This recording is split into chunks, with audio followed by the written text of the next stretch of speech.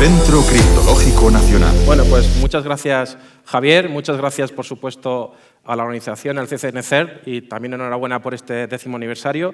De hecho, pues yo creo que es uno de los eventos ya clásicos anuales donde es impresionante la cantidad de gente que venimos, sobre todo, a compartir experiencias, a aprender, y es, la verdad, un logro conseguir que este tipo de eventos. También dar gracias a todos los patrocinadores, también, porque si no, no podríamos estar aquí.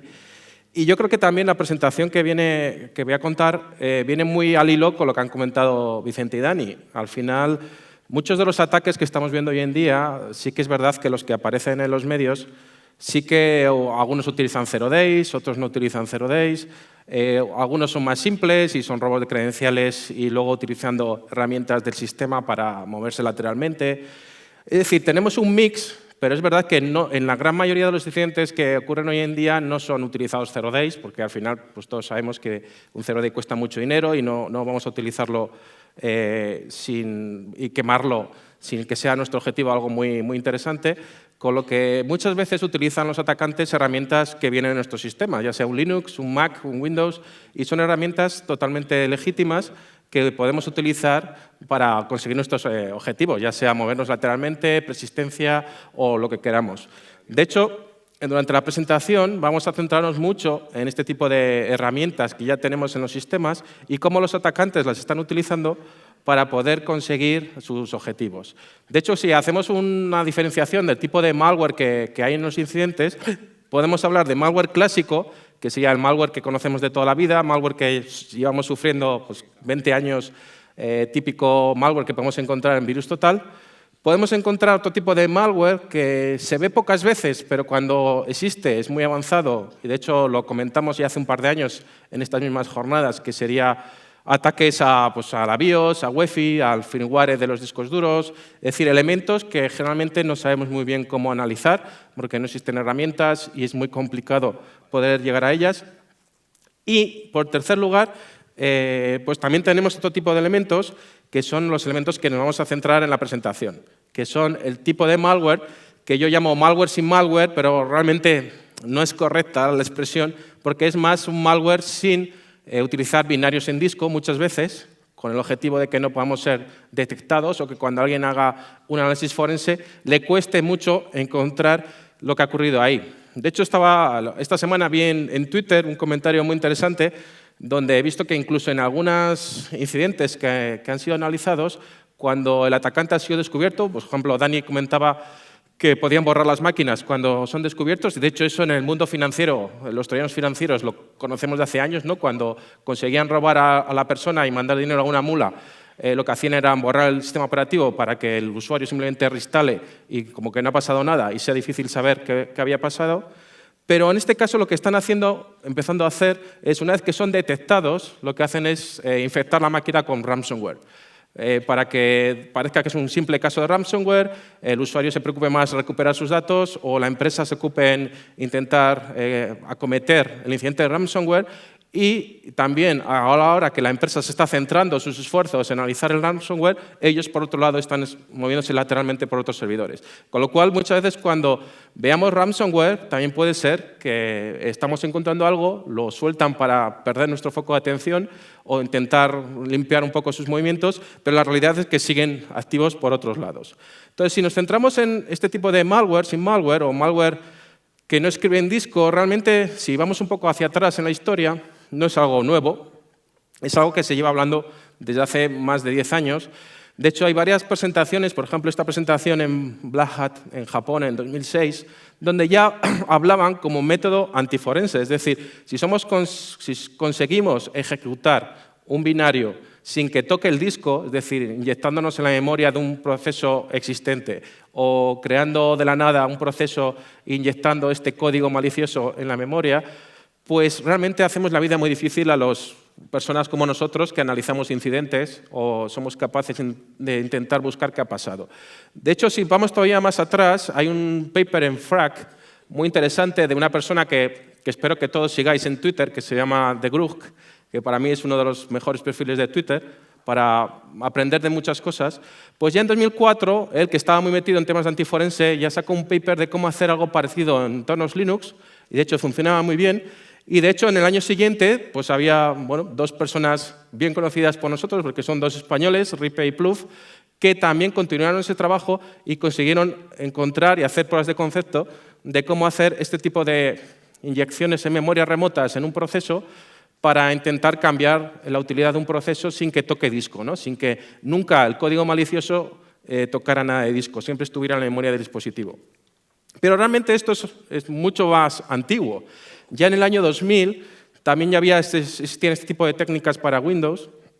De hecho, en el año 2000 hubo una persona, Gary, que ya lo comentaba de cómo consiguió él hacer este tipo de cosas, cómo poder inyectar una DLL o un binario en otro proceso y poder cambiar totalmente el objetivo de ese proceso sin que tocara disco, ¿no? Que ese es el objetivo que estamos viendo. De hecho, ya recientemente pues, han salido muchas herramientas que permiten hacer esto y incluso el propio Metasploit con Meterpreter es muy fácil ahora inyectarnos en la memoria de otro proceso, etcétera, sin que nunca un binario toque disco. Con lo cual es algo que llevamos ya cerca de 15 años con estas metodologías, pero realmente son muy interesantes porque hacen la vida difícil a los analistas, porque ya no solo tienes que analizar el disco, sino que tienes que analizar la memoria y muchas veces es difícil volcar la memoria de un servidor en producción o apagar luego la máquina, es decir, ya nos complica un poco la vida.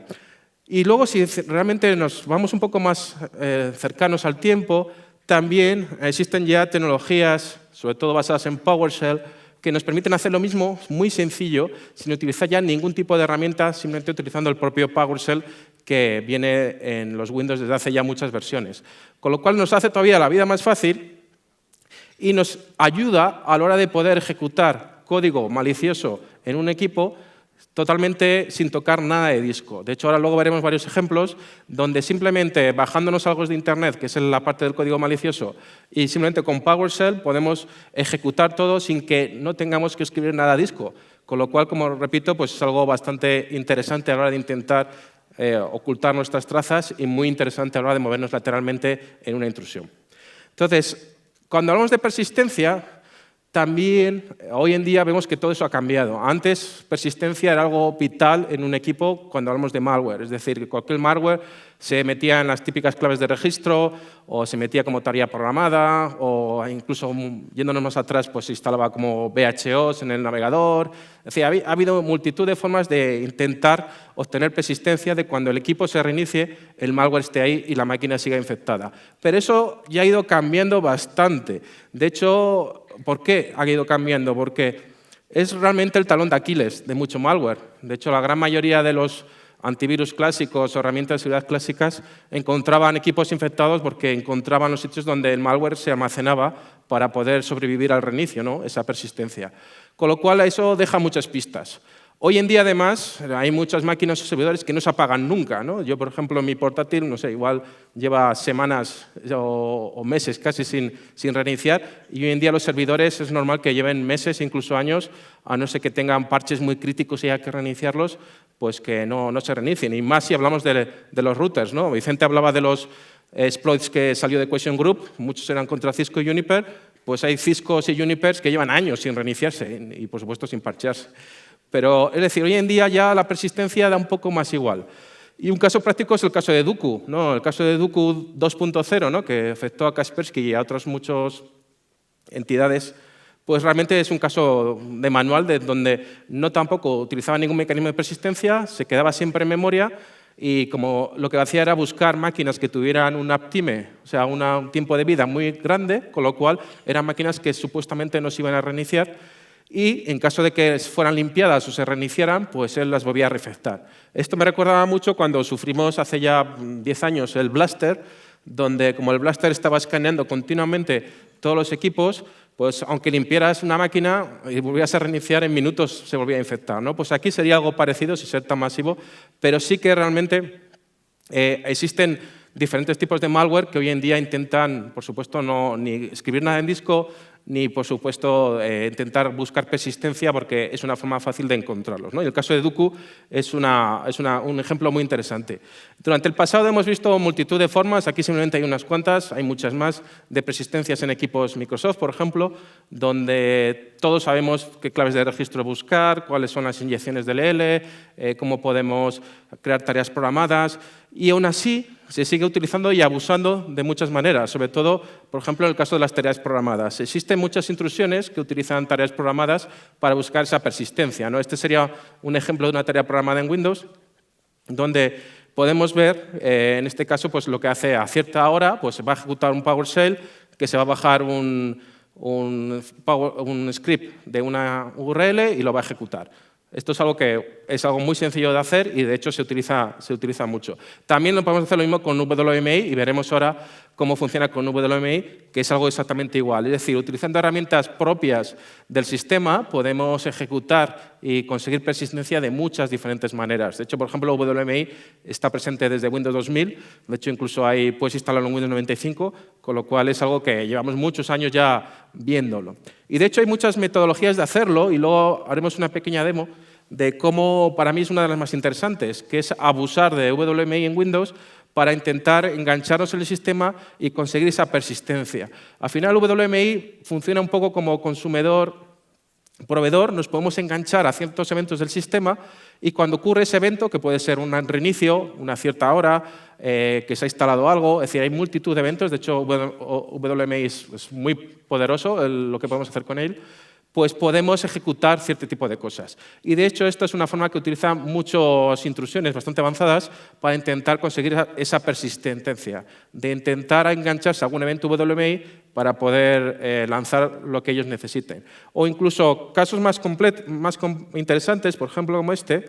Vamos a ver si podemos verlo un poco mejor. Bueno, que básicamente es intentar buscar pequeños fallos que tienen Windows. Por ejemplo, este es un caso muy reciente, de hace un mes, 2 meses, donde se ha descubierto que cuando tú abres el visor de eventos de Windows, él busca cierta clave del registro y lo que encuentra en esa clave de registro lo ejecuta. O sea, es un fallo de diseño, digamos, a la hora de hacer sus razones tendrá, ¿no?, el visor de eventos de hacer eso. Y, claro, básicamente añadiendo cierta clave del registro, cuando se ejecuta el visor de eventos, puedes ejecutar otra cosa, pues, con el usuario que ha sido utilizado, etc. Entonces, aquí vemos un caso concreto de un ataque donde simplemente lo que está haciendo es añadir esa clave de registro para que cuando se ejecute el visor de eventos, se ejecute un PowerShell y luego ejecuta el visor de eventos, ¿no?, que es algo totalmente inocuo a simple vista, ¿no?, el visor de eventos. Entonces, son formas también de conseguir ese tipo de persistencia que están ocurriendo hoy en día. Y si hablamos de movimientos laterales, es algo parecido. La gran mayoría de incidentes, intrusiones, no son tipo 0 days, ni son cosas muy avanzadas, sino son cosas que funcionan, que es ingeniería social, robo de credenciales, hacer spear phishing, etc. Lo importante es robar unas credenciales, conseguir las credenciales, acceder a los equipos, volcar la memoria buscando otro tipo de credenciales, mirar en ficheros otro tipo de credenciales, algo que nos sirva para movernos lateralmente hasta llegar a nuestro objetivo y luego, pues, es filtrar. De hecho, hoy en día es algo bastante común ese tipo de cosas. Es decir, primero, si la famosa Cyber Kill Chain la investigamos un poco, pues podemos hacer todo de forma muy sencilla. No necesitamos herramientas avanzadas, porque a fin de hoy en día la ingeniería social sigue funcionando, el robo de credenciales sigue funcionando y luego, utilizando PowerShell, WMI y otro tipo de herramientas, veremos que podemos saltar de forma muy, muy sencilla. Hasta hace relativamente poco sí que se seguía viendo mucho malware, ¿no? De hecho, por eso hay tanto malware para Windows, para Mac pues cada vez hay más, para Linux también cada vez hay más, no tanto a nivel de volumen, pero sí que siempre el malware ha sido utilizado de forma muy abusiva.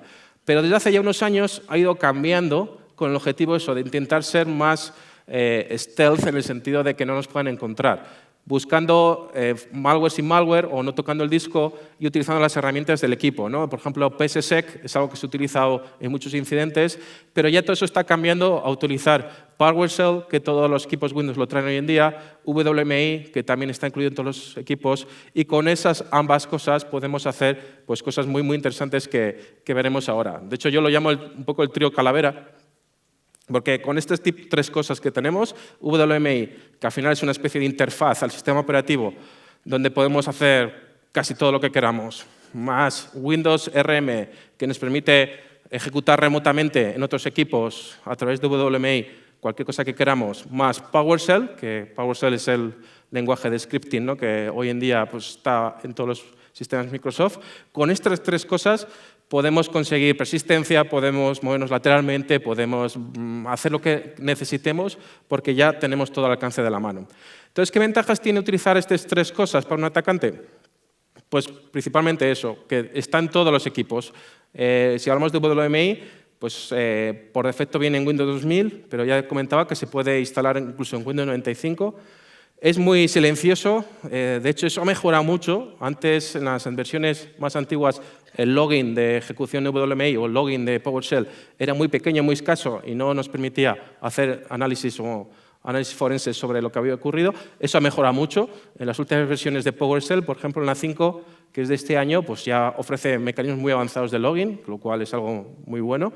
Y además, lo que permitimos es no utilizar ni siquiera el disco muchas veces, porque muchas de las cosas que podemos hacer están solo en memoria, ¿no? Que es lo que veremos. De hecho, ha habido muchas charlas usando WMI, por ejemplo, esta del año pasado en Black Hat, de cómo crear un backdoor sin escribir en disco, persistente, asíncrono, etc. Hay muchas investigaciones.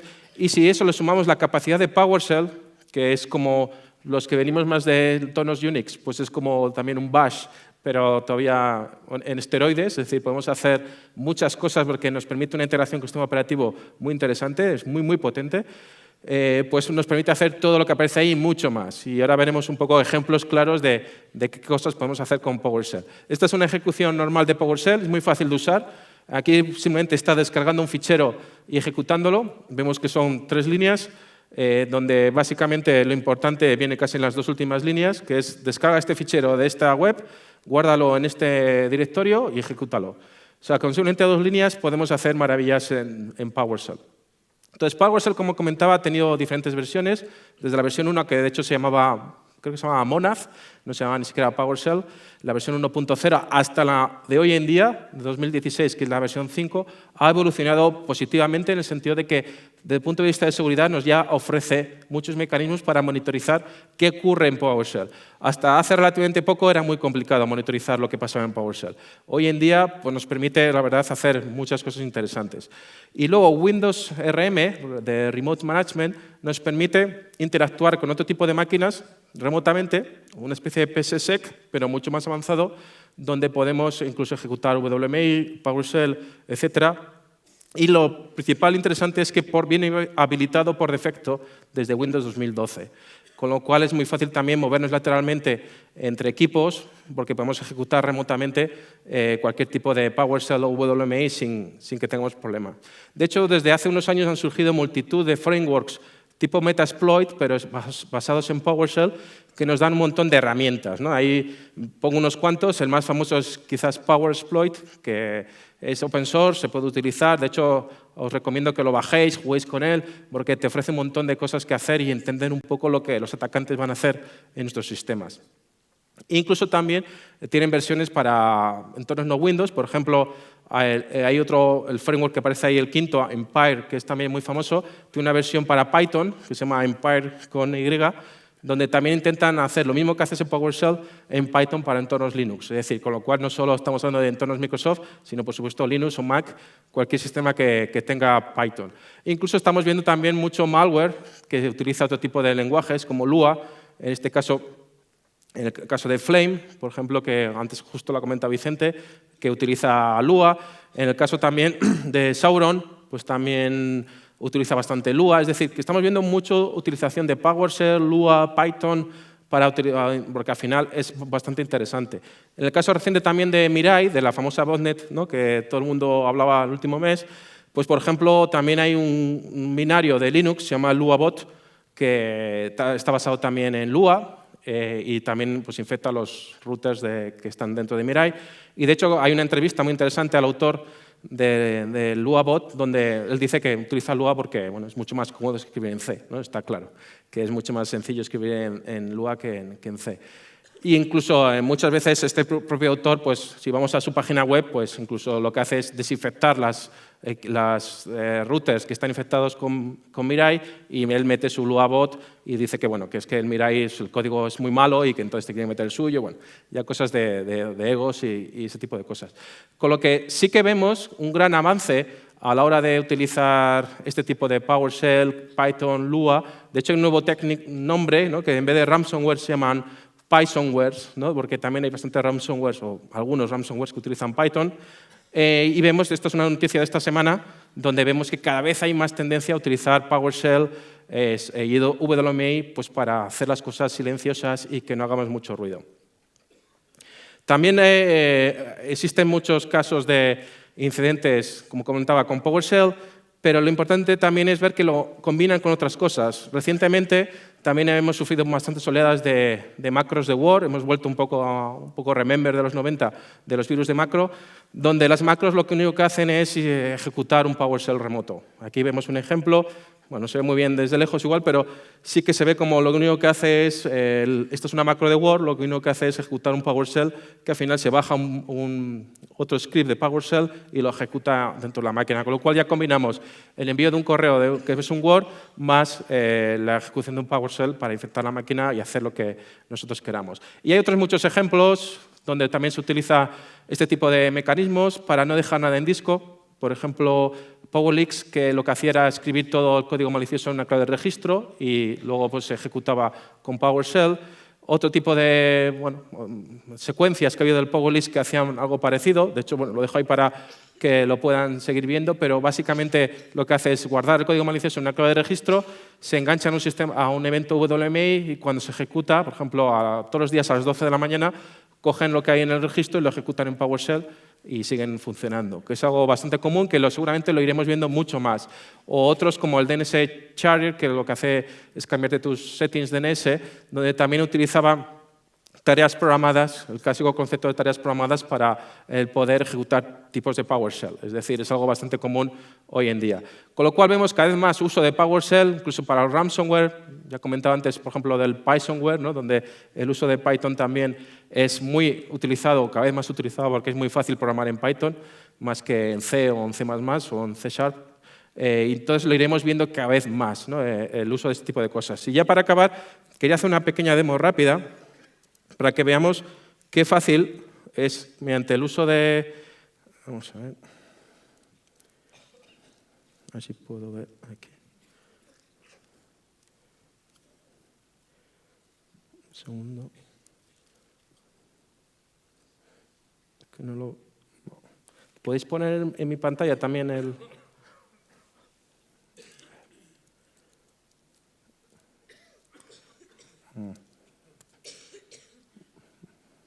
A ver aquí.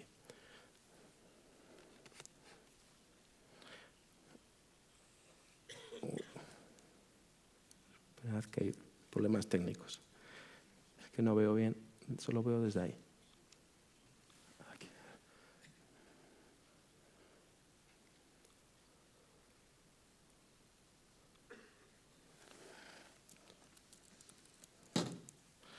Sí, verdad, aquí lo que está viendo en la pantalla.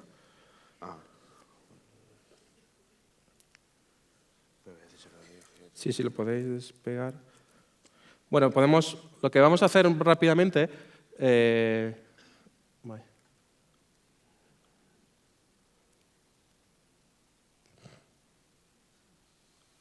Espera, es que no veo bien. Vamos a ver.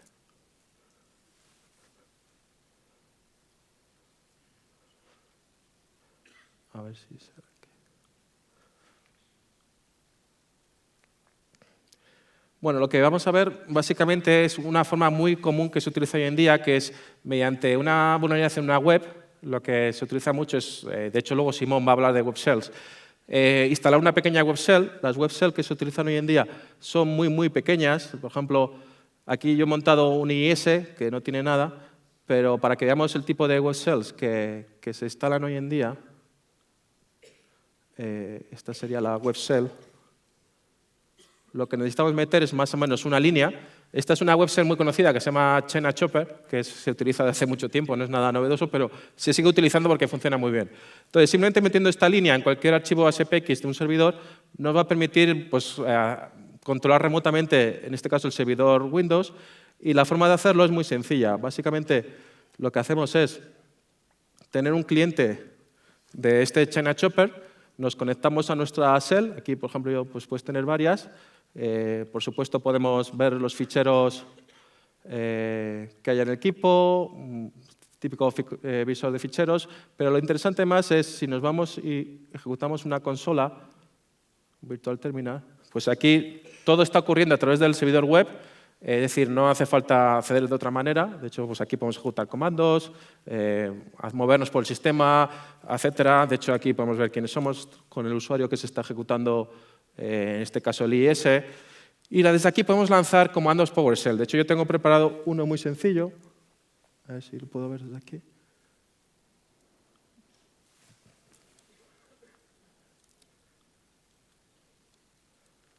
A ver.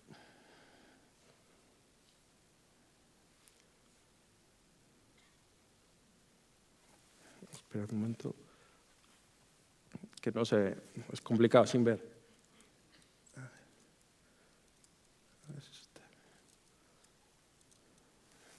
Ahora aquí veo.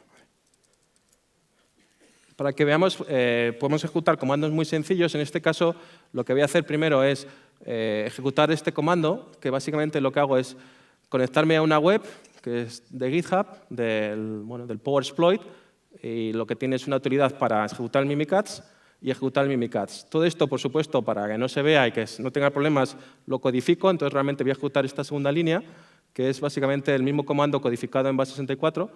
Y pues si lo copiamos y nos vamos a la máquina y lo pegamos aquí,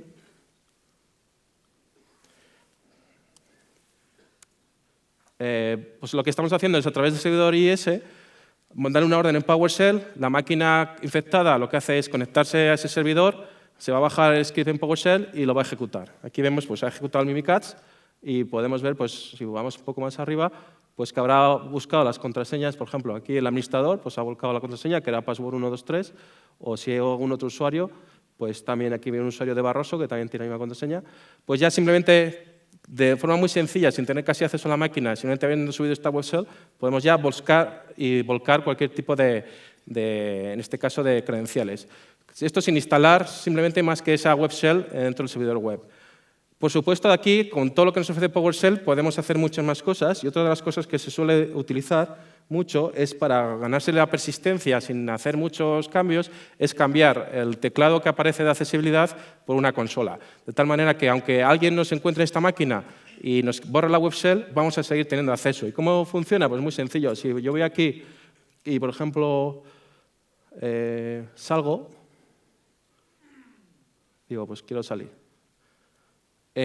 Como modifico, de hecho hay un comando PowerShell que luego lancé, que lo que hacía era modificar ese teclado por, en este caso, el cmd.exe, pues cuando doy al botón de teclado, que me saca el teclado en pantalla, pues realmente me está sacando una shell. Esto también es muy antiguo, se utiliza hace mucho tiempo, pero sigue funcionando porque es simplemente cambiar una clave de registro para que pueda salir una consola. De tal manera que podemos, de forma muy sencilla, ganar persistencia sin haber instalado ningún tipo de malware, puesto simplemente hemos cambiado una clave de registro. Y esto cada vez pues, es mucho más visible a la hora de hacerlo más avanzado. A partir de aquí, a través de PowerShell y WMI, como no vamos poco ya mal de tiempo, sí que podríamos investigar qué está pasando.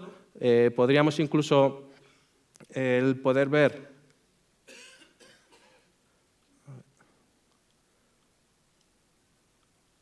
perdón. Es que es muy difícil. A ver.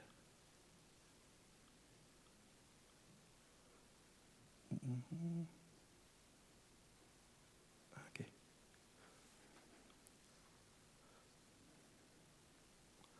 Bueno, hay problemas técnicos. Pero sí que podríamos ver con el explorador de WMI cómo el sistema se ha enganchado a cierto tipo de eventos del WMI que nos va a permitir ganar esa persistencia de forma muy, muy sencilla. Entonces, para ir acabando, realmente sí que podemos hacer muchas cosas con WMI. Es algo que está ocurriendo de forma continua, cada vez más. Es necesario que cada vez monitoricemos todo lo que podamos cualquier ejecución de PowerShell, WMI, etcétera, es también necesario que empezamos a entender cómo funciona WMI, puesto que al principio parece muy difícil, pero luego una vez que empiezas es muy apasionante y con las cantidades de cosas que puede hacer. Y también es muy importante tener un histórico de lo que ha ocurrido en cada máquina. De hecho, hay muchos ya productos en el mercado que intentan hacer eso, que te guardan un histórico de todo lo que hay, para poder, en caso de un incidente, ver qué ocurrió tal día, tal hora, que puede ser un binario clásico, puede ser una ejecución de un PowerShell, puede ser que hayan subido una web shell. Es decir, que hoy en día vemos como algo fundamental a la hora de poder analizar un incidente, que es muy, muy importante.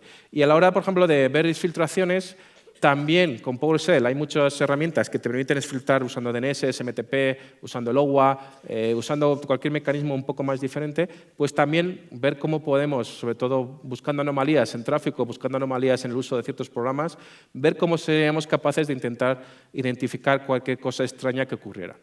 Y nada más, así que muchas gracias y cualquier pregunta, no sé si hay tiempo o ya después del café.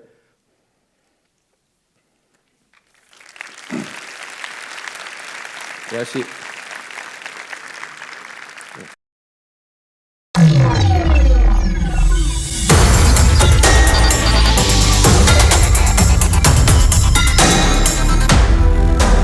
Centro Criptológico Nacional.